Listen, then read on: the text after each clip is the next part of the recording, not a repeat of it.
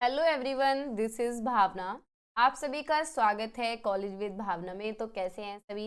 Hopefully सब अच्छे होंगे। और अब पढ़ाई स्टार्ट कर दीजिए, क्लासेस भी कंटिन्यू होंगी। एक कल हमने क्लास की है ह्यूमन टेस्ट की, तो आपने देख ली होगी और समझ में भी आ गया होगा। तो आज हम करने वाले हैं पेपर नंबर सेकंड, यानी जेंडर, स्कूल एंड सोसाइटी। ठीक है, तो अगर चैनल पे नए हैं तो सब्सक्राइब कर लें कॉलेज विद भावना को, और शेयर भी कर सकते हैं जहां भी बीएड ग्रुप में आप जुड़े हुए हैं। बाकी अगर किसी को कुछ पूछना हो, पर्सनली मैसेज करना हो, तो इंस्टाग्राम पे मुझे फॉलो कर सकते हैं, भावना त्यागी ऑफिशियल सर्च कर। ठीक है, चलते हैं आगे। एक बार सिलेबस ओवरव्यू कर लेते हैं। आज हम पढ़ने वाले हैं जेंडर, स्कूल, सोसाइटी। ये आपका पेपर सेकंड है, ये आपका सेकंड पेपर है, तो इसी को स्टार्ट करने वाले हैं। मैं सोच रही हूँ पहले दो दो यूनिट सभी की करा दूं, फिर आगे कंटिन्यू करेंगे, जिससे कि आपको हर एक पेपर का ओवरव्यू हो जाएगा। ठीक है, तो एक बार सिलेबस देख लेते हैं। देखो, ये सिलेबस है जेंडर, स्कूल, सोसाइटी का।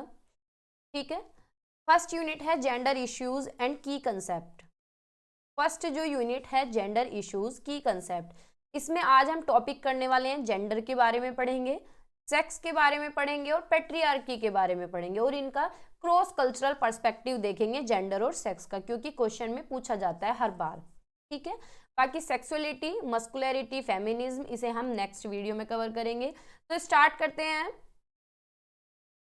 तो बेसिकली जेंडर क्या होता है, कंसेप्ट कहाँ से आया। देखो, हमें थ्योरी का पेपर देना है और लिखना है, तो थोड़ा सा ज़्यादा पढ़ना पड़ता है। ये वैसे तो एक लाइन का कंसेप्ट है कि भाई जेंडर क्या है, समाज के द्वारा बनाया हुआ है। ठीक है, तो कंसेप्ट जो है जेंडर का, वो सबसे पहले डेवलप किया था लिल मैथ्यूज ने 1984 में, जब वो अपनी स्टडी कर रहे थे, जब वो फेमिनिज्म के बारे में पढ़ रहे थे, तब उन्होंने जेंडर का कंसेप्ट दिया था। ठीक है, मैथ्यूज के अकॉर्डिंग जेंडर क्या है, जेंडर क्या है, एक पहचान देना। सोसाइटी देती है हमें पहचान कि भाई ये लड़की है, ये लड़का है, ये लड़की ये काम करेगी और लड़का ये काम करेगा। घर का काम है तो लड़की करेगी, बाहर जाना है तो लड़का जाएगा, यानी हमें सोसाइटी पहचान देती है। तो ये जेंडर जो है, ये किसने क्रिएट किया है, सोसाइटी ने क्रिएट किया है। ठीक है, to the fact that every known society distinguish between man and women, यानी वही बात है कि पुरुष और महिला को जो डिस्टिंग्विश करता है, जो डिवाइड करती है, वो कौन करती है, सोसाइटी करती है। जैसे कि कहीं नर्स का नाम आए, तो नर्स से हमारे दिमाग में क्या इमेजिनेशन बनती है कि भाई लेडीज होगी, है ना, वुमेन होगी। तो ये क्या है, ये किसने बनाई है, ये सोसाइटी ने बनाई है। तो जेंडर क्या है, सोसाइटी के द्वारा बना है, यानी सोशली कंस्ट्रक्टेड है, समाज के द्वारा निर्मित है। ठीक है, आगे चलते हैं। Therefore, the term concept gender is a systematic way of understanding man and woman socially, यानी जेंडर क्या है, एक सिस्टमेटिक तरीके से समझना मैन और वुमेन को सामाजिक रूप से। ठीक है, समाज में मैन की क्या भूमिका है, वुमेन की क्या भूमिका है, उनका क्या रिलेशन है, क्या उनका बिहेवियर है, क्या उनका एक्सप्रेशन है, क्या उनके रोल्स हैं। ठीक है, Gender refers to the attributes, feelings and behavior that a given culture associate with a person's biological sex, यानी जो biological sex है, यानी लड़का और लड़की होना, ये भगवान ने बनाई, ये बायोलॉजिकल है, ये नेचुरल है। लेकिन उनके जो रोल हैं, उनके जो एट्रीब्यूट्स हैं, उनकी फीलिंग्स, उनके बिहेवियर, सब चीज़ें जो जोड़ी गई हैं, वो समाज के द्वारा, संस्कृति के द्वारा जोड़ी गई हैं। ठीक है, जैसे कि घर का कुछ भी काम हो, खाना बनाने की बात आती है, तो कभी हम ये नहीं सोचते कि लड़का बनाएगा खाना या पापा बनाएंगे। हमारे दिमाग में क्या आता है, मम्मी बनाएंगी खाना। क्यों? क्योंकि ये सोशल समाज ने बनाया हुआ है, समाज ने रोल फिक्स किए हुए हैं। ठीक है, it refers to the social attributes, यानी समाज के द्वारा बनाए हुए हैं roles and responsibilities associated with being male and female. ठीक है, वही बात है कि मेल और फीमेल से जुड़े हुए हैं, रोल और रेस्पॉन्सिबिलिटी की किसकी क्या जिम्मेदारी है, कि भाई घर चलाना है तो लड़कों की जिम्मेदारी है ना, आदमियों की जिम्मेदारी है। जैसे कि कहते हैं कि लड़का है, लड़के को जॉब करनी जरूरी है, अगर जॉब नहीं करेगा तो शादी नहीं होगी। लेकिन लड़कियों को क्या बोला जाता है कि अगर तुम्हारी जॉब नहीं लगी या तुम आगे नहीं पढ़ पाई तो तुम्हारी शादी कर देंगे। तो ये समाज ने बनाया है, वरना घर की जिम्मेदारी लड़की भी उठा सकती है, बाहर का काम लड़की भी कर सकती है ना।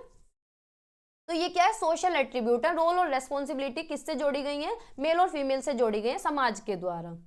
ठीक है, the gender question is not just about women but about both women and man. ऐसा नहीं है कि बस ये औरतों के लिए है, ये महिलाओं के लिए है, ये लड़कों के लिए भी है, ये पुरुषों के लिए भी है ना, क्योंकि उनके साथ भी बहुत सारी चीजें ऐसी होती हैं समाज में जो एक तरीके से गलत भी हैं, है ना। कि जैसे घर की रेस्पॉन्सिबिलिटी है तो सारी रेस्पॉन्सिबिलिटी एक ही इंसान संभालता है, एक घर का आदमी संभाल रहा है, एक लड़का संभाल रहा है, एक पुरुष संभाल रहा है। तो ये भी एक तरीके से समाज ने ही तो बनाया है, लड़की भी संभाल सकती है, लड़की भी बाहर कमाने जा सकती है, ठीक है। तो term gender is also use to describe the differences in behaviour between man and women which are described as masculine and feminine. बिल्कुल वही वर्ड रिपीट करके थोड़ी सी डिफरेंट बनाई हुई है सारी डेफिनेशन, ठीक है। अब सेक्स के बारे में पढ़ते हैं कि सेक्स क्या है। बायोलॉजिकल और फिजिकल डिफरेंस जो है मेल और फीमेल में, यानी जब बच्चा पैदा होता है तो हम उसके जेनिटल ऑर्गन देख के या उसकी बॉडी देख के उसके फिजियोलॉजिकल डिफरेंसेस, उसके बायोलॉजिकल डिफरेंसेस देख के पहचानते हैं कि भाई लड़का हुआ है लड़की हुई, ठीक है। तो वो क्या है, बायोलॉजिकल प्रोसेस, एक नेचुरल प्रोसेस है, उसे हम क्या बोलते हैं, सेक्स बोलते हैं, ठीक है।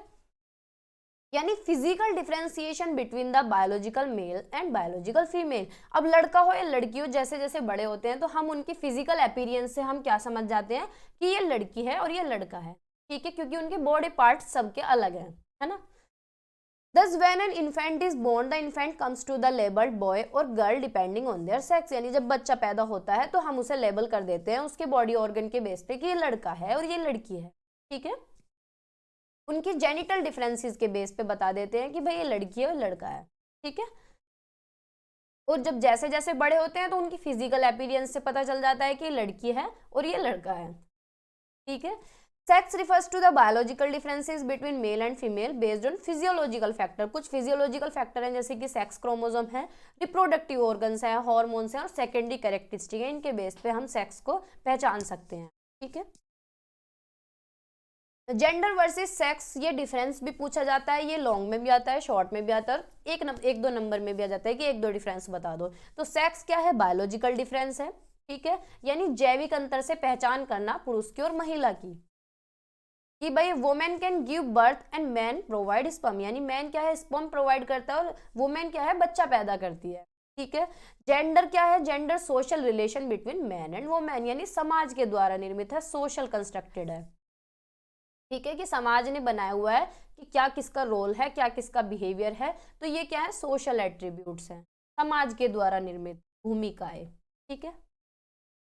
जेंडर एंड सेक्स, जेंडर और सेक्स के बीच में डिफरेंस देख लो। आगे तक मैंने डिफरेंस रखे हैं, बहुत इजी से पॉइंट रखे हैं, तो आपको इजीली लिखने में भी इजी पड़ेगा और समझने में भी, ठीक है। तो सेक्स क्या है, बायोलॉजिकल है, through out history and culture पहले से ही चला आ रहा है, भाई इसमें कोई चेंज तो हो नहीं सकता है। घर में लड़का हुआ है तो उसे ये तो कह नहीं सकते कि लड़की पैदा हो गई, तो ये क्या है, थ्रू आउट हिस्ट्री है और ना ही ये चेंज हो सकता है। लड़का हुआ है तो लड़का ही बताया जाएगा और देखने में लड़का है तो लड़का ही बताया जाएगा। वो एक झूठी हकीकत है कि जैसे लड़की हैं वो लड़का बन के रहती हैं, है ना, तो वो तो सिर्फ ये है कि बस अपनी फिजिकल अपीयरेंस चेंज कर लेते हैं कि देखने में लड़का लगे, है ना, लेकिन ये क्या है, चेंज नहीं हो सकता। जेंडर क्या है, जेंडर समाज के द्वारा निर्मित है। आज की थिंकिंग देखो, आज जो रोल है, लड़कियां बाहर भी जाने लगी हैं और लड़के थोड़ा बहुत घर में भी काम करवाने लगे हैं, हेल्प कराने लगे हैं, लड़कियां जॉब भी करने लगी हैं, लड़कियां आर्मी में भी जा रही हैं, सब जगह जा रही हैं। तो समाज के द्वारा निर्मित रोल्स और रेस्पॉन्सिबिलिटी को हम जेंडर कहते हैं, लेकिन ये चेंज होती रहती है। अब से 100 साल पहले अगर लोगों की थिंकिंग देखी जाए और आज की देखी जाए तो कितना डिफरेंस है, क्योंकि चेंज हो रही है। पहले क्या था, लड़कियों का रोल दिमाग में सेट था कि घूंघट करेंगी, घर में रहेंगी, झाड़ू पोछा बर्तन करेंगी, बच्चा पैदा करेंगी, बच्चा संभालेंगी। लेकिन आज क्या है, थोड़ी सी थिंकिंग बदल गई है, तो समाज ने क्या है, थोड़े से रोल भी चेंज कर दिए कि भाई लड़की पढ़ भी सकती है और लड़की बाहर जाके जॉब भी कर सकती है, ठीक है। तो different in different societies and time period, यानी बदलते रहते हैं, जैसे जैसे टाइम बदल रहा है वैसे वैसे जो जेंडर है, जो सोशल कंस्ट्रक्टेड है, वो बदल रही है, वो थिंकिंग चेंज हो रही है, ठीक है। और ये सब जगह अलग अलग पाई जाती है सब जगह अलग अलग मतलब हर जगह की सोसाइटी अलग होती है। अब जैसे कि गांव की और सिटी की बात कर लेते हैं, तो वहाँ जेंडर रोल अलग है, मतलब वहाँ मेंटेलिटी अलग है और गांव की मेंटेलिटी अलग है, या फिर एरिया टू एरिया भी वेरी करता है, ठीक है। सेक्स और जेंडर में डिफरेंस क्या है, सेक्स बायोलॉजिकल डिटरमाइन है, ठीक है, और जेंडर क्या है, सोशल कंस्ट्रक्टेड है। सबसे बड़ा डिफरेंस यही है। आगे देख लो, biological determine, social constructed. Sex क्या है, determined by organ of birth, यानी जब बच्चा पैदा होता है तो उसके ऑर्गन से पता चल जाता है कि लड़की है लड़का है। लेकिन जेंडर में क्या होता है, उनके सोशल रोल से पता चलता है कि लड़की है लड़का है, ठीक है, उन्हें समाज रोल दे देता है। एनाटमी ऑफ रिप्रोडक्टिव सिस्टम, यानी प्रजनन प्रणाली की शारीरिक रचना और personal identification of one's on gender, ठीक है, ये डिनोट होता है फिजिकल डिफरेंसेस से, मेल एंड फीमेल, यानी जैसे जैसे हम बड़े होते हैं जो फिजिकल अपीयरेंस है, फिजिकल डिफरेंस है, शरीर की जो रचना है उससे पता चलता है कि भाई लड़की है लड़का है। जेंडर क्या है, ये बिहेवियर और कल्चरल प्रैक्टिस से पता चलता है कि संस्कृति में क्या रोल है, क्या बिहेवियर है। ठीक है। Difference in organ of birth, यानी जन्म के अंगों में अंतर होता है। Difference in attitude and behaviour. ठीक है। Result from chromosome and other biological factor, यानी ये कैसे पता चलता है कि लड़का होगा लड़की होगा, तो ये क्रोमोसोम पे डिपेंड रहता है, गुणसूत्रों पे आधारित रहता है। ठीक है। और जैविक कारकों का परिणाम है। लेकिन जेंडर क्या है, सोशलाइजेशन प्रोसेस है, यानी सामाजिक प्रक्रिया का परिणाम है। ठीक है। Differ from male to female, यानी पुरुष से महिला में भिन्न होता है। और it relate to both the sex, ये दोनों लिंगों से संबंधित है। भाई लड़के को भी झेलना पड़ता है और लड़की को भी। बहुत बार सोसाइटी लड़कों के साथ भी गलत करती है और लड़कियों के साथ भी गलत होता है। ठीक है। Concept of sex is same all over the world. भाई लड़का पैदा हो रहा है चाहे अमेरिका में हो चाहे कहीं और हो, यहाँ हो तो लड़का ही बोला जाएगा। लेकिन जो जेंडर रोल हैं वो सब जगह अलग हो सकते हैं। अगर आप दूसरी कंट्री में जाएंगे तो वहां आपको अलग मेंटेलिटी के लोग मिलेंगे, मतलब अलग रोल मिलेंगे। वहां पे सभी लोग जॉब कर रहे हैं, सभी लोग, सबके रोल अलग अलग हैं। ठीक है। तो ये क्या है, वेरी करता है between and with in the society, समाज के भीतर और भिन्न भिन्न सबके रोल होते हैं। ठीक है। कांट चेंज बाय टाइम, ये टाइम के साथ चेंज ही नहीं हो सकता। ऐसा तो है नहीं कि लड़का पैदा हुआ है और आगे जाके लड़की हो जाए, ऐसा तो होगा नहीं। ये टाइम के साथ चेंज हो जाता है कि भाई जब हम पैदा हुए थे, जब लोगों ने कुछ और रोल बनाए हुए थे और 50 साल बाद 40 साल बाद रोल चेंज हो गए। ठीक है। अब है cross cultural perspective on gender, यानी जो अलग अलग संस्कृति हैं, अलग अलग समाज हैं, उनका क्या मानना है जेंडर को लेके, उनका क्या पर्सपेक्टिव है। देखो अब जिस सोसाइटी में या जिस कल्चर के अंदर हम रहते हैं वहाँ जो पर्सपेक्टिव है जेंडर को लेके वो अलग है। किसी दूसरी सोसाइटी में अगर हम जा रहे हैं, दूसरे कल्चर में हम जा रहे हैं तो उनका पर्सपेक्टिव अलग होता है। तो क्रॉस कल्चरल पर्सपेक्टिव हम देखेंगे जेंडर के ऊपर। तो cross cultural perspective on gender recognize that the ways in which gender is perceived, expressed and constructed can vary significantly across different culture, यानी अलग अलग संस्कृति में हर किसी के अलग अलग ओपिनियन हैं, अलग अलग व्यूज हैं, अलग अलग एक्सप्रेशन हैं जेंडर को लेके। अब जैसे कि वो एरिया वाइज मैं बात बोल रही हूँ कि किसी दूसरे एरिया में आप जाएं या फिर सिटी में जाएं या मेट्रोपॉलिटन सिटी में जाएं तो वहाँ क्या है, अलग पर्सपेक्टिव है जेंडर को लेके। या फिर बैकवर्ड एरिया में जाएं वहाँ अलग पर्सपेक्टिव है जेंडर को लेके। ठीक है। तो ये क्या है, कल्चर टू कल्चर या सोसाइटी टू सोसाइटी वेरी करता है। Different societies have their own norms, values and expectations regarding the roles and behavior deemed appropriate for men and women, यानी अलग अलग सोसाइटी के रूल रेगुलेशन अलग होते हैं। जैसे कि जिस एरिया में आप लोग बिलोंग करते हैं तो वहाँ के रूल स्टैंडर्ड नॉर्म सारी चीज़ें अलग होंगी। किसी और सोसाइटी में आप जाएं तो वहाँ के रूल रेगुलेशन अलग होंगे, वहाँ के मानदंड अलग होंगे, वहाँ के मूल्य अलग होंगे। ठीक है। वहाँ के सारी चीज़ें अलग होंगी कि भाई अब किसी किसी सोसाइटी में क्या होता है कि लड़कियों को बिल्कुल अंदर रखा जाता है कि तुम घर के अंदर रहो, झाड़ू पोछा करो, बर्तन करो, बच्चों को संभालो। लेकिन किसी किसी सोसाइटी में क्या होता है कि लड़कियों को अच्छी एजुकेशन देना, जब तक उनकी जॉब नहीं लगना तब तक वो इंडिपेंडेंट नहीं हो जाती, तब तक उनकी शादी नहीं करना। तो सब जगह क्या है, अलग अलग एक्सप्रेशन है, अलग अलग पर्सपेक्टिव है हर एक सोसाइटी के। ठीक है। तो हर एक सोसाइटी के अपने नॉर्म्स होते हैं, अपनी वैल्यूज होती हैं और अपनी ही एक्सपेक्टेशन होती हैं, उनके रोल बिहेवियर सारे सेट होते हैं। ठीक है। These cultural variations can influence the understanding of gender identity, यानी जो ये कल्चरल वेरिएशंस हैं, जो हर एक कल्चर में अलग अलग दिमाग में चीजें सेट हुई हैं जेंडर को लेके, ये क्या है, प्रभावित करती हैं हमारी समझ को। जैसे कि अब जिस एरिया में हम रहते हैं, जैसे कि यूपी है, थोड़ा सा बैकवर्ड है, अगर हम मेट्रोपॉलिटन सिटी या फिर अच्छी जगह अच्छे एरिया में जाएं तो वहाँ के रोल को देख के हम थोड़ा सा इंस्पायर भी होते हैं, इन्फ्लुएंस करती हैं वो चीज़ें। हम क्या करते हैं कि हम ऐसा रोल करें, या फिर हमारे घर को की थिंकिंग ऐसी हो, या फिर वो सोचते हैं कि हमारे घर को की थिंकिंग ऐसी हो। तो ये क्या है, जेंडर आइडेंटिटी को समझना, जेंडर रोल को समझना, एक्सपेक्टेशन को समझना। ठीक है। आगे चलते।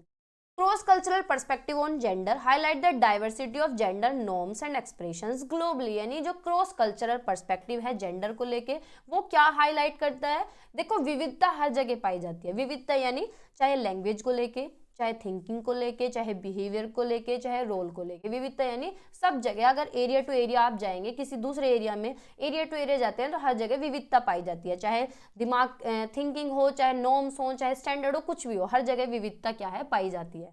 ठीक है। तो जो क्रॉस कल्चरल पर्सपेक्टिव है ये क्या है, डाइवर्सिटी को हाईलाइट करता है। ठीक है, जेंडर को लेके। In some cultures, they may be more fluid and flexible views on gender roles, allowing for a broader range of gender identities and expressions. यानी कुछ संस्कृतियों में क्या होता है, जो जेंडर रोल हैं, जो लिंग भूमिकाएं हैं, वो फ्लेक्सिबल होती हैं।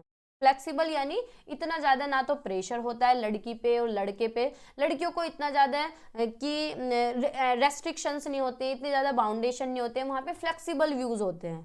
ठीक है, कुछ जगह क्या होते हैं, स्ट्रिक्टनेस होती है, ट्रेडिशनल रोल्स अब तक चल रहे हैं, जैसे कि पर्दा प्रथा है, बहुत जगह अब भी चलती है ना, बहुत जगह क्या चलती है, वैसे हमारे घरों में भी चलती है लेकिन इतनी नहीं चलती, लेकिन कुछ जगह बहुत ज़्यादा है। तो कुछ जगह क्या है, ये चीज़ें रिजिड हैं, ये बहुत ज़्यादा रिजिड है ट्रेडिशनल रोल, और कुछ जगह क्या है, फ्लेक्सिबल हैं। ठीक है, यहाँ वहाँ लोगों की थिंकिंग चेंज हो रही है, जैसे कि दिल्ली की साइड हम चले, दिल्ली में भी हाई प्रोफाइल जगह अगर हम जाएं तो वहाँ चीज़ें सारी फ्लेक्सिबल हैं, जो जेंडर रोल्स हैं वो थोड़े से फ्लेक्सिबल है, लड़की किसी भी तरीके से रहें, लड़के किसी तरीके से रहें, कोई किसी तरीके से बैठ सकता है, उठ सकता है, बोल सकता है, पहन सकता है। लेकिन अगर बैकवर्ड एरिया में जाएँ तो वहाँ अभी भी चीज़ें रिजिड हैं, ट्रेडिशनल रोल्स अभी भी स्टेबल हैं, ऐसे ही हैं। ठीक है, with specific expectation for the behaviour and responsibilities of man and women, और जो आदमियों की जिम्मेदारी, पुरुषों की जिम्मेदारी, औरतों की जिम्मेदारी है, महिलाओं की जिम्मेदारी है, वो भी एक तरीके से स्टेबिलिटी में ही है, वो भी ट्रेडिशनल तरीके से ही अब तक चलती आ रही हैं। ठीक है, वो भी चीज़ें रिजिड ही हैं कि भाई लड़की घर ही संभालेगी बस, और लड़का क्या है, बाहर जाएगा कमाने, या फिर लड़की की शादी कर रहे हैं ऐसे ऐसे लड़के से जो हमारी लड़की को कमा के खिला सके। क्यों भाई, लड़की भी तो पढ़ लिख सकती है, लड़की भी तो खिला सकती है किसी को, लड़की भी तो जॉब कर सकती है ना। तो ये क्या है, चीज़ें रिजिड हैं, यानी हर एक कल्चर के पर्सपेक्टिव अलग अलग होते हैं, वेरी करते हैं एक दूसरे से। ठीक है, Understanding gender from a cross-cultural perspective is crucial for recognizing and respecting the diversity of human experience and expression across different society. यानी इस चीज़ को हम इस चीज़ से हम क्या कर सकते हैं, जैसे कि हम बहुत ज़्यादा ट्रेवल कर रहे हैं तो हम क्या है, वहाँ से अलग सब सोसाइटीज़ के, सब कल्चर के पर्सपेक्टिव देखेंगे और हम पहचानेंगे भी और उनकी रेस्पेक्ट भी करेंगे, अच्छी अच्छी चीज़ों का एक्सपीरियंस भी करेंगे, जो गलत चीज़ें उन्हें इग्नोर भी करेंगे या उन्हें छोड़ेंगे भी, और चीज़ें सीख के भी आएंगे, है ना। इट हेल्प्स चैलेंज, और देखो हम कहीं पे गए यानी हमने ट्रेवल किया, जैसे कि हम वर्ल्ड टूर कर रहे हैं, वर्ल्ड टूर छोड़ो इंडिया का टूर कर रहे हैं, तो हम चीज़ें बहुत सारी सीख के आएंगे। हम क्या कर सकते हैं, हमने किसी एरिया में बहुत ज़्यादा बैकवर्डनेस देखी, स्टीरियोटाइप देखा कि वहाँ पुरानी सोच चली आ रही है, तो हम उसे चैलेंज कर सकते हैं कि भाई ऐसा नहीं होना चाहिए। तो इससे हमारी क्या मदद होगी, हमें समझ हो जाएगी जेंडर को लेके, कल्चर को लेके, अलग अलग पर्सपेक्टिव को लेके, तो हम क्या है, चैलेंज कर सकते हैं स्टीरियोटाइप को। स्टीरियोटाइप क्या होता है, रूढ़िवादिता, जो पुराने जमाने से सोच चली आ रही है। ठीक है, पुराने जमाने से यही सोच चली आ रही है, कहीं भी आप फोटो देखेंगे तो झाड़ू लगाती हुई लड़की मिलेगी, है ना। तो ये क्या है, स्टीरियोटाइप एग्जाम्पल होते हैं, चाय बना रही है तो लेडीज ही मिलेंगी। ठीक है, तो ये क्या है, स्टीरियोटाइप एग्जाम्पल है। और हम क्या प्रमोट कर सकते हैं, इंक्लूसिविटी को प्रमोट कर सकते हैं कि सब बराबर है, लड़की हो चाहे लड़का हो, सब क्या है, एक समान है। इससे एक हमें समझ मिलती है। ठीक है, तो ये था क्रॉस कल्चर पर्सपेक्टिव जेंडर को लेके। ठीक है, ये आज का टॉपिक था जेंडर के बारे में, सेक्स के बारे में और उसके क्रॉस कल्चरल पर्सपेक्टिव। ये बार बार पूछा जाता है, क्रॉस कल्चरल पर्सपेक्टिव भी पूछा जाता है। इसे आप अपने अपने ओपिनियन में, अपने व्यूज में बना के भी लिख सकते हैं, क्योंकि इसमें ऐसी कोई चीज़ें फिक्स नहीं है कि बुक में जो लिखा है वही लिखना है या यहाँ पे जो लिखा है वही लिखना है। अपनी लैंग्वेज में भी बना के लिख सकते हैं, क्योंकि आपका भी तो पर्सपेक्टिव है, आप अलग अलग कल्चर को देखते हैं, तो आपके क्या पर्सपेक्टिव है उसे भी लिख सकते हैं आप। ठीक है, तो होपफुली आपको ये समझ आया होगा। ये एप्लीकेशन बेस्ड सारे टॉपिक हैं इसके अंदर, इस बुक में सारे यही टॉपिक मिलेंगे कि जेंडर क्या होता है, सेक्स क्या होता है, फेमिनिज्म क्या होता है, लड़कियों के साथ अत्याचार होते हैं, ह्यूमन राइट्स क्या हैं, तो पूरी ही बुक ऐसी है। ठीक है, तो बाय बाय, टेक केयर, पढ़ते रहिए, मुस्कुराते रहिए और मेरे साथ जुड़े रहिए। अगर समझ में ना आए तो कमेंट में बता सकते हैं। वैसे बहुत ईजी है टॉपिक, इसे ज़्यादा प्रेशर में मत पढ़ना, बहुत ही ईजी है, लेकिन थोड़ा सा आपको पकाऊ लग सकता है कि भाई समझ नहीं आ रहा, बहुत पकाऊ टॉपिक है ना, ऐसा लग सकता है। लेकिन एक दो बार जब आप देखेंगे तो आप हैबिचुअल हो जाएंगे, फ्लो बन जाएगा आपका। तो अभी से ही पढ़ना स्टार्ट कर दीजिए। छोटी छोटी क्लासेस होती हैं 15-15 मिनट के, स्पीड बढ़ा के देखेंगे तो 10 मिनट में ही पूरी हो जाएगी। 10-10 मिनट डेली पढ़ लीजिए, इससे आपका थ्योरी पे फ्लो बन जाएगा। थ्योरी हार्ड नहीं है बीएड की, लेकिन बहुत ज़्यादा बोरिंग लगती है और बोरिंग है भी। तो इससे क्या है, फ्लो बन जाएगा जब तक एग्जाम आएंगे। और इस बार ये बता रहे हैं कि एग्जाम भी जल्दी है, 15 मई से सुनाई में आ रहा है, तो 15 मई तक क्या है, अपने आप को तैयार कर लीजिए। अगर जल्दी भी होते हैं तो आप अच्छे से एग्जाम दे सकें। ठीक है, तो बाय बाय, टेक केयर, पढ़ते रहिए और मेरे साथ जुड़े रहिए, और लाइक शेयर तो बनता ही है।